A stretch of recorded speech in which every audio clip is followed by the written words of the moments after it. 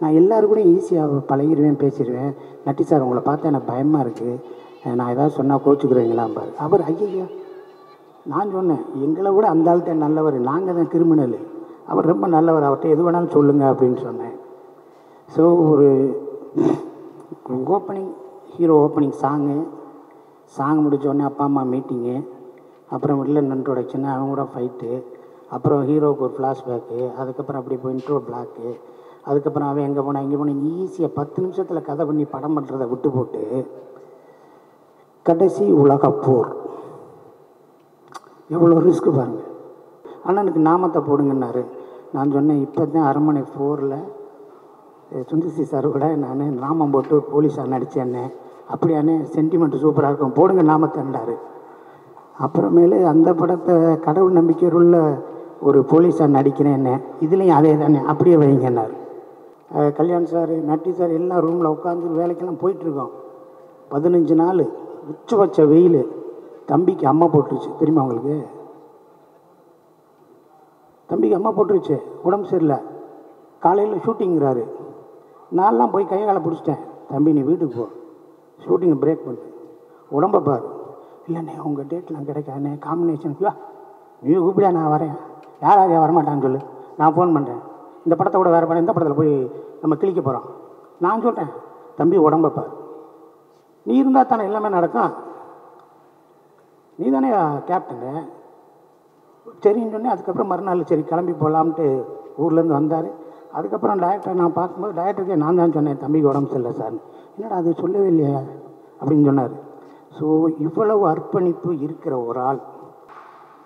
இதில் ஒரு புலிப்பாண்டி அப்படின்னு சொல்லிட்டு ஒரு பொலிட்டீஷியன் கேரக்டர். புதுப்பேட்டை நம்ம ஏற்கனவே பார்த்த அரசியல்வாதியாக இருந்தால், புலிப்பாண்டி நாம் இதுவரை பார்த்திராத ஒரு அரசியல்வாதி. கொஞ்சம் அறிவிஜவித்தனமாகவும் இருப்பார், ரொம்ப அன்பாகவும் இருப்பார், கொஞ்சம் அரலூசாகவும் இருப்பார்.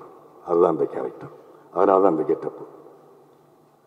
அண்ணன் சிங்கம்புலி இயக்குனர் அவர்கள், நடிகர் அண்ணன் சிங்கம்புலி அவர்களை மேடை கலைக்கிறேன். அண்ணன் வாங்கினேன். இப்போ நடிகராக இயக்குனரானே தெரில, மகாராஜாவுக்கு அப்புறம் அண்ணன் என்ன சொல்லணுன்னே தெரில. ஸோ மகாராஜாவில் அண்ணன் நடித்த ரோல் எனக்கு ரொம்ப பிடிச்சிது. ஸோ இதுக்கப்புறம் அண்ணன் வந்து காமெடின்னாங்க, இப்போ வில்லன் ஆகிட்டார். ஸோ இந்த படத்தில் அது டேரக்டர் எப்படி என்னால் டிஸ்கிரைப் பண்ண முடியும்னு தெரில. ஸோ ஒரு சூப்பரான ஒரு ரோல் பண்ணியிருக்காரு அண்ணன். ஒரு வார்த்தைகள். எல்லாரையும் சந்திச்சத ரொம்ப மகிழ்ச்சி. நான் எல்லா மேடையிலையும் பயமில்லாமல் பேசிடுவேன், நகைச்சுவையாக பேசிடுவேன். அந்த நீங்கள் கேட்குற 30 நிமிஷத்தையும் அந்த எப்படி போச்சு இந்த நேரம் இல்லாமல் கூட நான் பேசலாம். ஆனால் எங்கள் ஸ்கூல் வாத்தியார் முன்னாடி உட்காந்துருக்காரு, எங்கள் டீச்சருக்கு முன்னாடி நான் எப்படி பேசுகிறேன்னு தெரியலை. உங்களை எப்படி ஆதி என் தம்பியை எப்படி சினிமாவுக்குள்ளே கொண்டு வந்து இவ்வளோ பெரிய உயரத்தில் அவர் இருக்காருன்னா அதுக்கு ஒரு பேசிக்கான ஒரு காரணம் எங்கள் டைரக்டர் சுந்தர்சி சார். அதே மாதிரி தான் என்னை 97 என்னை அசிஸ்டன்ட் டைரக்டராக யாருமே என்னை சீந்தலை, யாருமே என்னை சேர்த்துக்கலை. 7 வருஷம் ஒரு அசிஸ்டன்ட் டைரக்டராகவே அலைய முடியுமா சொல்லுங்கள். ஆனால் ஃபஸ்ட்டு படம் அருணாச்சலத்தில் எங்கள் சார் தான் என்னை சேர்த்துக்கிட்டார். அதுக்கப்புறம் அவர் என்றைக்குமே என்னை விட்டு போன்னு சொல்ல, போய் படம் பண்ணுறான்னு சொல்லுவார். ஆனால் அடுத்த படத்துல எல்லாம் நீ வேண்டாம் அப்படிலாம் சொன்னதே இல்லை. நான் தான் அவர்கிட்ட சொல்லாமல் ஓடி போயிட்டேன். இந்த படத்தில் பற்றி பேசணும்னா, ஃபஸ்ட்டு ஒரு நாள் நான் ஆதி தம்பி எப்போ பார்த்தேன்னா, எங்கள் டைரக்டர் கூட பார்க் ஹோட்டலில் எல்லோரும் உட்காந்து சாப்பிட்டுக்கிட்டு இருந்தோம். இப்போ கொஞ்சம் லேட் ஆகிடுச்சு, 1 மணி ஆயிடுச்சு. என்கிட்ட கார் இல்லை.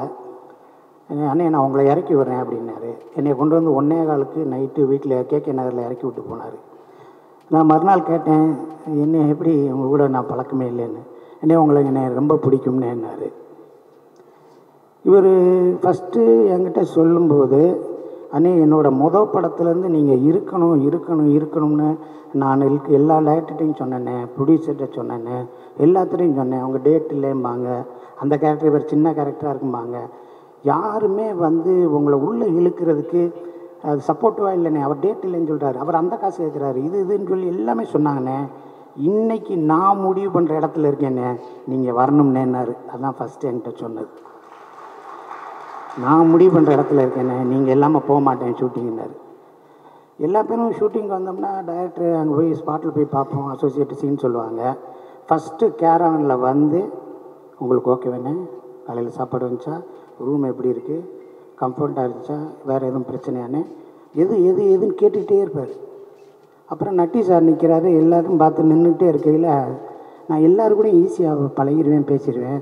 நட்டி சார் உங்களை பார்த்தா எனக்கு பயமாக இருக்குது, நான் ஏதாவது சொன்னால் கோச்சுக்கிறீங்களாம்பார். அவர் ஐயா, நான் சொன்னேன் எங்களை விட அந்த ஆள்கிட்ட நல்லவர், நாங்கள் தான் கிரிமினல், அவர் ரொம்ப நல்லவர், அவர்கிட்ட எது வேணாலும் சொல்லுங்கள் அப்படின்னு சொன்னேன்.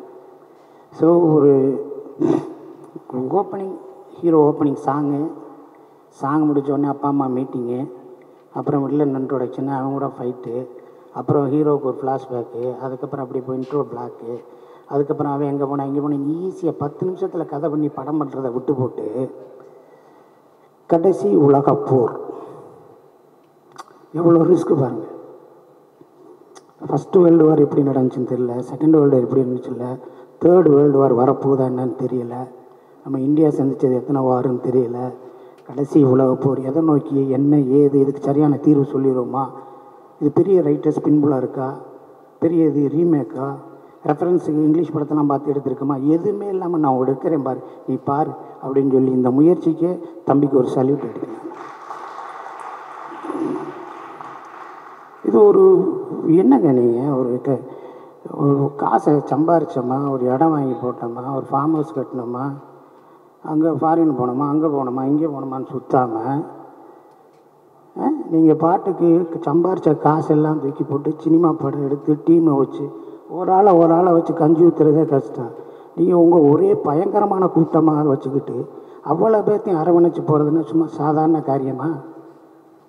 அந்த ஒரு எண்ணம் உங்களை வாழ வைக்கும். கண்டிப்பாக அந்த சினிமா உங்களை விடவே விடாது. I love you sir, I love you sir. நான் ஃபஸ்ட்டு டே ஷூட்டிங் போனேன், கான்செப்டில் நடிங்கன்னாரு, ஒரு அரை மணி நேரம் உட்காந்து பேசுவோம்னேன்னாரு, அண்ணனுக்கு நாமத்தை போடுங்கன்னாரு. நான் சொன்னேன் இப்போ தான் அரண்மனை 4ல் சுந்தர்சி சார் கூட நான் நாமம் போட்டு போலீஸாக நடித்தேன்னே, அப்படியானே சென்டிமெண்ட் சூப்பராக இருக்கும், போடுங்க நாமத்தைன்றாரு. அப்புறமேலு அந்த படத்தை கடவுள் நம்பிக்கையுள்ள ஒரு போலீஸாக நடிக்கிறேன்னே, இதுலேயும் அதே தானே, அப்படியே வைங்கன்னாரு. என்னே அது சொன்னார்னா கரெக்டாக இருக்கும்னே, பேசாமங்கண்ணே நல்லா இருக்கும்னே அப்படின்னாரு. அவங்களுக்கு ரிசம்பிளன்ஸு அது வேணும்னே வாங்கண்ணே அப்படின்னு கூப்பிட்டு போனார். ஒரு டைலாக்கை சொல்லிவிட்டு இது ஓகேவா இல்லை, அது ரைட்னே அம்பார். படம் நடந்துக்கிட்டு இருக்குங்க உடுமலைப்பேட்டையில். நான் குமரவேல் குமரன் அண்ணன், கல்யாண் சார், நட்டி சார் எல்லாம் ரூமில் உட்காந்து வேலைக்கெல்லாம் போயிட்டுருக்கோம். 15 நாள் உச்சபட்ச வெயில். தம்பிக்கு அம்மா போட்டுருச்சு தெரியுமா உங்களுக்கு? தம்பிக்கு அம்மா போட்டுருச்சு, உடம்பு சரியில்லை, காலையில் ஷூட்டிங்கிறாரு. நான்லாம் போய் கையை பிடிச்சிட்டேன், தம்பி நீ வீட்டுக்கு போ, ஷூட்டிங்கை பிரேக் பண்ணு, உடம்பை பாரு. இல்லைண்ணே உங்கள் டேட்லாம் கிடைக்காதுண்ணே, காம்பினேஷன் வா நீ கூப்பிடா, நான் வரேன். யாராவது வரமாட்டான்னு சொல்லு, நான் ஃபோன் பண்ணுறேன், இந்த படத்தை கூட வேறு படம், இந்த படத்தில் போய் நம்ம கிளிக்க போகிறோம். நான் சொல்கிறேன் தம்பி உடம்பை பாரு, நீ இருந்தால் தானே எல்லாமே நடக்கும், நீ தானே கேப்டனு. சரின்னு சொன்னேன். அதுக்கப்புறம் மறுநாள் சரி கிளம்பி போகலாம்ட்டு ஊர்லேருந்து வந்தார். அதுக்கப்புறம் டைரக்டரை நான் பார்க்கும்போது டைரக்டருக்கே நான் தான் சொன்னேன் தம்பிக்கு உடம்பு சரியில்லை சார். என்னடா அது சொல்லவே இல்லையா அப்படின்னு சொன்னார். ஸோ இவ்வளவு அர்ப்பணிப்பு இருக்கிற ஒரு ஆள் கண்டிப்பாக சினிமாவில் இருக்க நம்ம அவரை கைவிடக்கூடாது. அவருக்கு மேக்சிமம் நம்ம என்னென்ன ஒத்துழைப்பு பண்ணணுமோ அந்த தம்பிக்கு பண்ணால் தான் அந்த தம்பி மற்றவங்களுக்கு பண்ண முடியும். இந்த தம்பி உங்களோட எஃபோர்ட்டு, உங்களோட திறமை எல்லாமே இந்த படத்தில் போட்டிருக்கீங்க.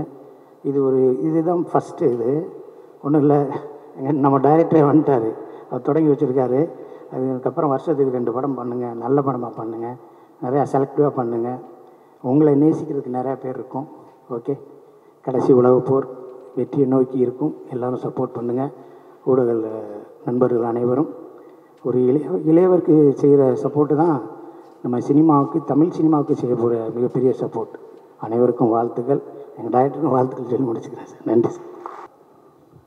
இது ஹிப்ஹாப் ஆதி யூனோ இன்ஃபேக்ட் நேற்று நைட் நான் வந்து இந்த படத்தில் நான் நடித்ததும் இந்த படத்துக்கு டப்பிங் பண்ணி அதுக்கப்புறம் இந்த படத்தினுடைய ட்ரெய்லர் மற்ற விஷயங்களை பார்க்கும்போது only one thing came to my mind is a hard hitting film from a soft looking and soft spoken person. இவர் வந்து இந்த மாதிரி ஒரு படம் பண்ணுவாருன்னு சத்தியமாக தெரியாது. ஐ ஒர்க் லைக் ஒரு பவர் பிளேயர் வந்து ஆடுற ஒரு பிளேயர் மாதிரி ஒரு 3 days வந்து பண்ணிட்டு போனேன் இந்த படத்தில். A very hard hitting film and the best part of Adi and his team is so humble and இவர்கிட்ட இருக்கிற டீம் ஒட்டுமொத்த பசங்களுமே வந்து they are so nice, accommodative and one thing ரொம்ப தெளிவாக சொல்லணும்னா this guy Adi, he knows what he wants and he has the conviction. சரி இது கிடைச்சது, இதுக்கு மேலே நம்ம இன்னொரு இந்த மாதிரி ஒன்று எடுக்கலாம் அந்த மாதிரி ஒன்று எடுக்கலான்ற ஒரு கன்ஃபியூஷனே இல்லை. I want and I got it, அதுதான். ஸோ எலாபரேட்டாக இந்த கதாபாத்திரத்தை சொல்லணும்னா ஐ திங்க் இந்த படம் பார்க்கும்போது உங்களுக்கு நிறைய கேபினட்டில் இருக்கிறவங்களும் பார்லிமெண்ட்டில் இருக்கிறவங்களும் உங்களுக்கு ஞாபகம் வரும். So a very interesting character and இங்கே சிங்கம்புலி சார், குமரவேலு, நட்டி, அதுக்கப்புறம் Kalyan master, Harish, everyone, we have done a wonderful job I think. And Sundar C sir, thank you very much to be in front of you and I worked in a couple of films with you and honestly I'm looking forward to this movie. ரொம்ப நாளுக்கு அப்புறம் வந்து ஒரு அருமையான ஒரு unit, ஒரு hospitality, ஒரு வார்ம்த்து, everything is there in the unit. All the best for your production, Hip Hop Tamara Entertainment. God bless you Adi. So அடுத்ததாக இந்த படத்தில் இன்னொரு முக்கிய கதாபாத்திரம் இயக்குனர் நடிகர் திரு அழகம்பெருமாள் சார் அவர்களை அன்புடன் மேடை கலைக்கிறோம். ரொம்ப நாளைக்கு பிறகு ரொம்ப ஒரு இன்ட்ரெஸ்டிங்கான கேரக்டர். புதுப்பேட்டைக்கு பிறகு எனக்கு அமைந்த ஒரு நல்ல கேரக்டர்னு சொல்ல முடியும். வணக்கம் சுந்தர் ஃபங்க்ஷனுக்கு வந்ததுக்கு. கிட்டத்தட்ட ஒரு வாரமாக ஹாங்காங் 2-3 வெளிநாடுகளுக்கு போயிட்டு நேற்று மிட் நைட் தான் வந்தேன்.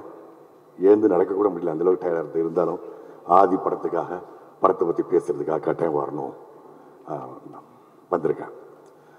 அந்த ஊர்களெல்லாம் இருக்கிறப்போ, அந்த நாடுகளில் இருக்கிறப்போ ஒன்று கேட்டாங்க, ஏன்னா புதுப்பேட்டை மாதிரி இப்போ திரும்ப ஒரு படம் வரவே இல்லையேண்ணே அப்படின்னு எல்லாருமே கேட்டாங்க. அப்போ நான் சொன்னேன், கொஞ்சம் வெயிட் பண்ணுங்க, உங்கள் எல்லாருடைய ஆதங்கத்துக்கும் கேள்விக்கும் ஒரு பதில் இருக்கு, அதுதான் கடைசி உலகப்போர் அப்படின்னு சொன்னாங்க.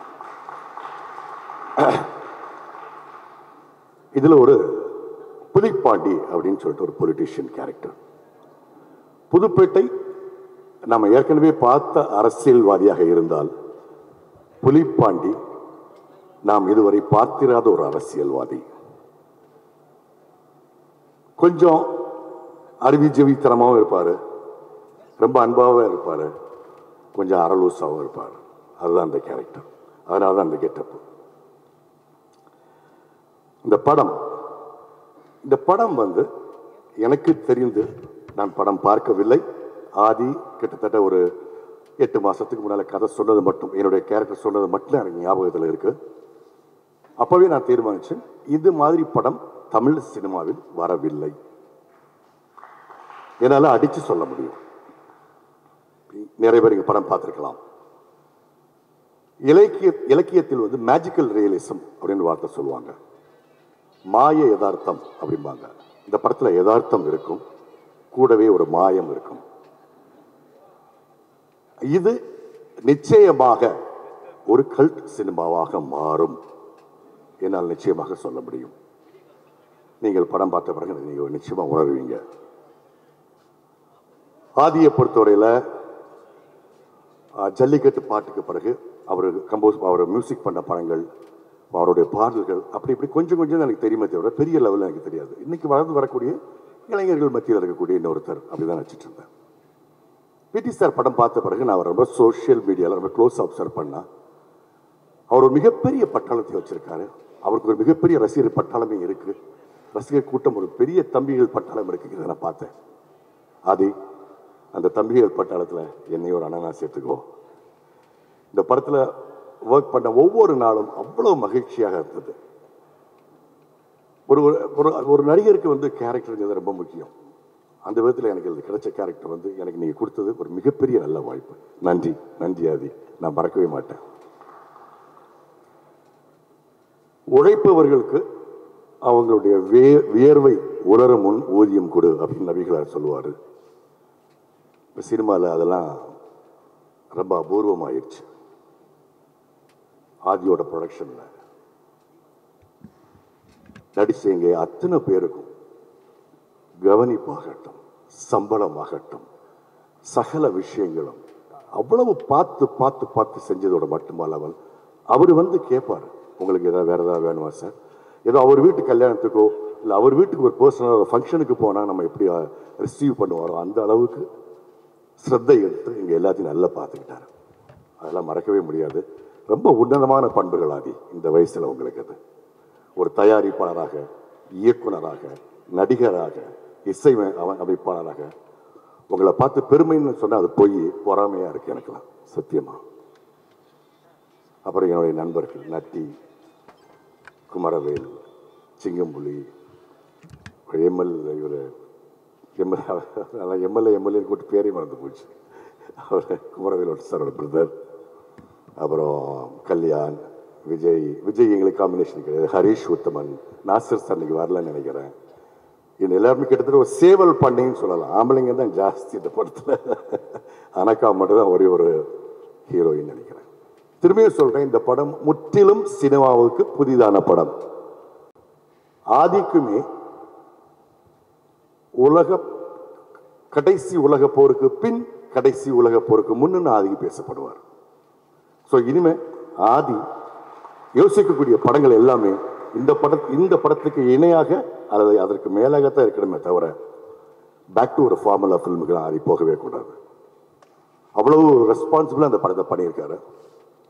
முற்றிலும் தமிழ் சினிமா ரசிகர்களுக்கு இது வந்து ஒரு சிறப்பான வித்தியாசமான விருந்தை அளிக்கப் போகிறது என்பதில் துளி கூட மாற்று கருத்து கிடையாது. அப்புறம் technicians, cameraman Arjun, editor Vinod அவங்களாகட்டும் எல்லாருமே ரொம்ப ஒரு நல்ல அனுபவம், ரொம்ப ஒரு மகிழ்ச்சியான அனுபவம். உண்மையிலே எனக்கு ரொம்ப உடம்புக்கு முடியல. கிட்டத்தட்ட ஒரு 10 டேஸ்க்குள்ள ஒரு 4 கண்ட்ரி போயிட்டு வந்ததுனால ஸ்கிப் பண்ணிடலாமான்னு கூட தோணுச்சது. இருந்தாலும் பரவாயில்ல, இந்த ஃபங்க்ஷனுக்கு நம்ம வந்தே ஆகணும், ஆதி பற்றி பேசணும். ஏன்னா இந்த மாதிரி படங்கள்லாம் நடிச்சுங்கிறப்போ எங்களால் நெஞ்ச நிமித்தி பேச முடியும். ஏன்னா அதோட ஏதோ கேரக்டர்ஸ் நடிக்கணும் தவிர, பட் இதுதான் ஒரு நடிகருக்கான ஒரு இது. அந்த விதத்தில் இந்த படத்தில் எனக்கு இந்த வாய்ப்பு கொடுத்ததுக்கு திரும்பி நான் ஆதிக்கு ஒரு நன்றி சொல்கிறேன். விழாவுக்கு வந்திருக்கும் உங்கள் அனைவருக்கும் நன்றியை சொல்கிறேன். பொதுமக்களிடம் மிக அருமையான சிறப்பான முறையில் இந்த படத்தை பற்றி கூட சேருங்கள் என்று உங்களுக்கு வேண்டிக் கொள்கிறேன். நன்றி, வணக்கம்.